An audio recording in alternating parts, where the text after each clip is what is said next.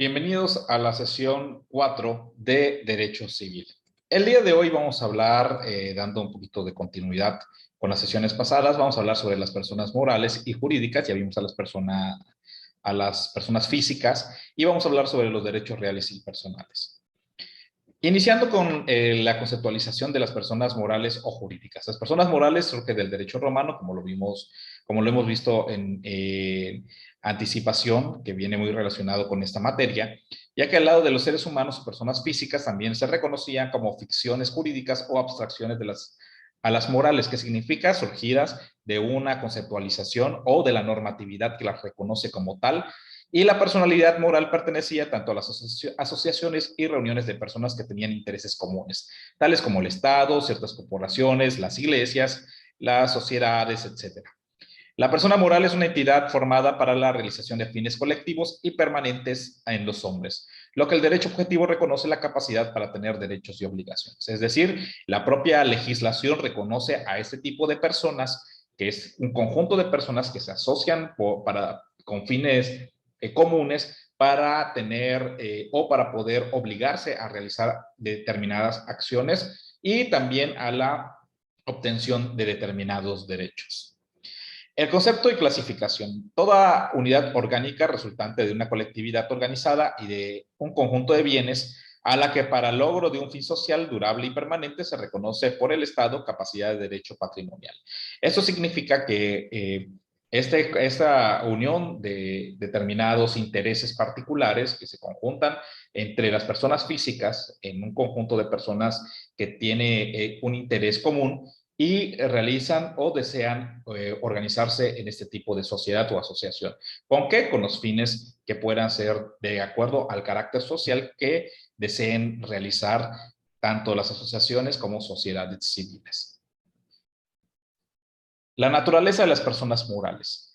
El derecho distingue a las personas jurídicas del derecho público y personas jurídicas del derecho privado. Estas últimas, primeramente hablaremos sobre las del derecho público. ¿Cuáles son las del derecho público? Las que reconoce la propia ley, que son surgidas del Estado, es decir, aquellas que por la propia naturaleza se conceptualizan como la nación, el Estado, como tal, por el reconocimiento que se le tiene a sus propias características, aquellas surgidas por sus características del derecho público, es decir, como los institutos u organizaciones que tengan que ver con este carácter social, por ejemplo, el Instituto Mexicano del Seguro Social, los institutos, por ejemplo, el Instituto de la Mujer, que tienen este reconocimiento por la propia normatividad en la forma de constituirse. Y las del derecho privado, que son aquellas que se reúnen de acuerdo también a las características entre los particulares o el Estado participando como un particular y no ejerciendo propiamente su actividad como Estado, porque eso ya entraría dentro del interés público. ¿Cuáles son los atributos que tienen las personas morales? Las personas morales, al igual que las personas físicas, cuentan con atribuciones, las cuales serán nombre, domicilio y patrimonio. Pero vamos a ver un poquito más amplio este tipo de atribuciones. Tienen capacidad de goce y capacidad de ejercicio. Como vimos en las personas físicas, la capacidad de goce del ejercicio de los propios derechos y la capacidad de ejercicio para ejercer estos derechos. ¿A través de qué? Puede ser de los representantes legales o de quien tenga la firma del apoderado o la administración. Denominación o razón social, recordemos que en las personas físicas tienen el nombre, en el caso de las personas morales es su denominación o razón social. En el caso del domicilio, al igual que las personas físicas, que tienen el reconocimiento para el establecimiento y en el caso que tengan más de un domicilio, se reconoce donde esté la matriz. El patrimonio, pueden adquirir patrimonio también las personas morales, esto en beneficio de la sociedad, y por último la nacionalidad. En el reconocimiento del derecho mexicano tenemos las que nacen en el ámbito de nuestra propia legislación, son las mexicanas, y aquellos que vienen de la extranjería, pues también se les hace el reconocimiento de su propia nacionalidad. Nacimiento y extinción de las personas moral o jurídica. Como toca a las personas morales, hay que señalar que el nacimiento y muerte de las mismas ocurre como el de la persona física. El nacimiento de la persona jurídica es el momento que queda registrada en el registro público del domicilio que corresponde, mientras que el simple acuerdo de disolución será suficiente para dar terminada la personalidad de la persona colectiva y esto se llevará a cabo, en el caso como las personas físicas, la muerte de esta persona moral. Las personas morales en el derecho mexicano. En la legislación civil se reconoce las personas morales a la nación, los estados y los municipios, porque estos son representados la nación a través del presidente de la República, de los poderes del Congreso y también de los tribunales o la Suprema Corte de Justicia de la Nación, los estados que también tienen ese reconocimiento a través de que son reconocidos por la propia legislación al tener tres poderes, un ejecutivo, un legislativo y hasta los judiciales. En el caso de los municipios, pues también están formados por pequeños cabildos. Las demás corporaciones de carácter público reconocidas por la ley, por ejemplo, dijimos los institutos o sociedades donde también participa el Estado, las sociedades civiles o mercantiles, los sindicatos, asociaciones profesionales, las sociedades corporativas y mutualistas, las asociaciones distintas a las enumeradas, pero que tengan fines políticos como los partidos políticos, científicos, artísticos, de recreo o de cualquier otro fin ilícito, siempre que no fuera desconocido por la ley, y las personas extranjeras de naturaleza privada. Los derechos reales y personales. ¿Qué vamos a entender por los derechos reales? Eso vamos a hablar sobre el derecho de las propiedades y de los bienes, y sobre todo del patrimonio. Como podría decirse, la facultad del sujeto podía tener sobre la acción de una cosa o una acción real, que son principalmente el dominio y la propiedad. Las servidumbres, el usufructo, la prenda y la hipoteca. Las facultades que se ejercen en los derechos reales, como en el derecho romano, tienen las siguientes características. Se ejerce directamente sobre una cosa corporal, atribuyendo a su titular un poder amplio o menos amplio. Eso es decir, a todo lo tangible que se pueda tener, pero también respecto a los propios derechos.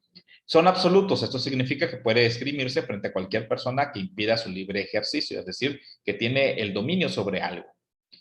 El derecho real tiene una proyección hacia las personas, los sujetos de la comunidad, que se traduce al deber negativo de este de no entorpecer su libre ejercicio. Es decir, que sea algo en mi propiedad o en mi usufructo o en mi servidumbre, nadie puede hacer nadie puede ejercer otro tipo de derechos respecto a ello sin dañar mi derecho. Los derechos reales otorgan la titularidad, una ventaja desde que nace. Para que nazca la titularidad real es necesario que realicen hechos idóneos que produzcan el efecto real, que ahorita lo vamos a ver también en la transmisión que se puede ejercer. Respecto a ello, que también ahí también nace otro tipo de derecho. Y el derecho real es dominio que se ejerce sobre cosa propia. Concepto y características. El derecho real es el poder jurídico de una persona tiene para obtener directamente o en parte en la totalidad las utilidades económicas respecto a una cosa. El derecho real se ejerce directamente sobre la cosa. Por lo tanto, el derecho es inherente a la cosa, de modo que no extingue por la muerte del que la posee, sino que siempre subsiste ella. Es decir, como lo vimos en las sucesiones, al morir una persona, se crea otros derechos para quienes son los sucesores de esta persona y del ejercicio de ese derecho.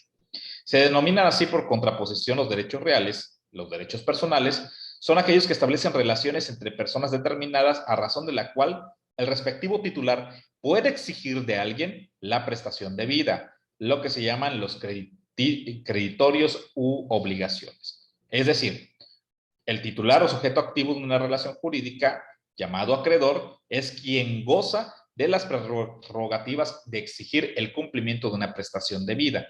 El sujeto pasivo, a su vez, denominado deudor, es quien está constreñido a efectuar dicha prestación. El objeto de esta prestación debe satisfacer el favor del acreedor. Aquí podemos entender dos cosas. Consiste en entregar una cosa, es decir, de dar. La realización de un hecho, que es obligación de hacer, o la abstención de un hecho, que es obligación de no hacer.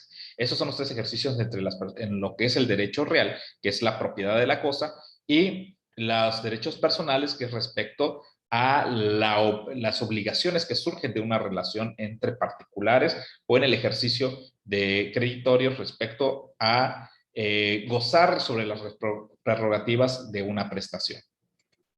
Vamos a entender mejor cuál es la diferencia entre derechos reales y derechos personales. El derecho real, vamos a entender, el titular del derecho real tiene la potestad sobre una cosa. El titular del derecho personal tiene la facultad de exigir a otra persona el comportamiento, como dijimos anterior, de dar, hacer o no hacer. El derecho real origina entre una persona física o jurídica y una cosa mediante un título, es decir, sobre la propiedad respecto al título de propiedad. En el derecho real se origina entre las personas físicas o jurídicas mediante un contrato, nace una obligación de dar, hacer o no hacer, y parte será el deudor y el otro el acreedor respecto a esta relación jurídica. En los derechos reales el objeto está basado en una cosa. En los derechos personales es prestar, dar, hacer o no hacer. Los derechos reales, el sujeto pasivo es indeterminado ya que se puede hacer valer ante cualquiera. En los derechos personales, el sujeto pasivo está determinado, es decir, está identificado y puede hacer de valer el cumplimiento de una prestación al deudor o sus herederos en el caso de las sucesiones. En el derecho real es un derecho absoluto, en el derecho personal es relativo. En el derecho real puede hacerse valer frente a terceros, en cambio en el derecho personal solo puede hacerse valer en las partes que participan en el mismo contrato. En los derechos reales, el derecho real se puede abandonar y en los derechos personales el derecho no se puede abandonar porque existe una relación y una obligación de las personas que participan en ello. Las fuentes de los derechos reales y personales no se constituyen sobre todas las cosas, sino sobre todas aquellas que son objeto de apropiación. Naturalmente, este es un espectro amplio, por lo que es más fácil enunciar cosas que no son objeto de apropiación, como las estrellas, el sol, los mares, las personas, y estas cosas que son objeto de apropiación se les denomina bienes. Es decir, que en las fuentes del derecho reales existe una titularidad, un título, pero de las cosas que se pueden transmitir. En cambio, los derechos personales no podemos hacer un contrato respecto a la luna, sino que tiene que ser de cosas tangibles y que son reconocidas por la ley sobre las clasificaciones de los bienes. Las formas de transmitir estos derechos puede ser a través de un contrato, de las sucesiones, recordemos las herencias, la prescripción de la utilización de un bien, la adjudicación también que puede ser por ley, que las adjudicaciones al finalizar un juicio, la ocupación, porque también habla sobre las posesiones, y la accesión. ¿Qué es la accesión? Aquí hablamos, por ejemplo, un terreno. Recordemos, hay dos formas de transmitir esos derechos de un bien. Por ejemplo, en un río, en un terreno, se arrastra la tierra de nuestro terreno y lo conjunta hacia otra propiedad, y este también tiene una distinción respecto al primero, es decir, aluvión y abulsión. Estas dos conceptualizaciones hablan precisamente de que mi terreno crece porque el río me trajo más tierra, o mi terreno disminuye porque se lleva esta tierra las aguas. Vamos a hablar posteriormente de estas dos conceptualizaciones para entenderlo mucho mejor y respecto a entender mejor esta transmisión de los derechos.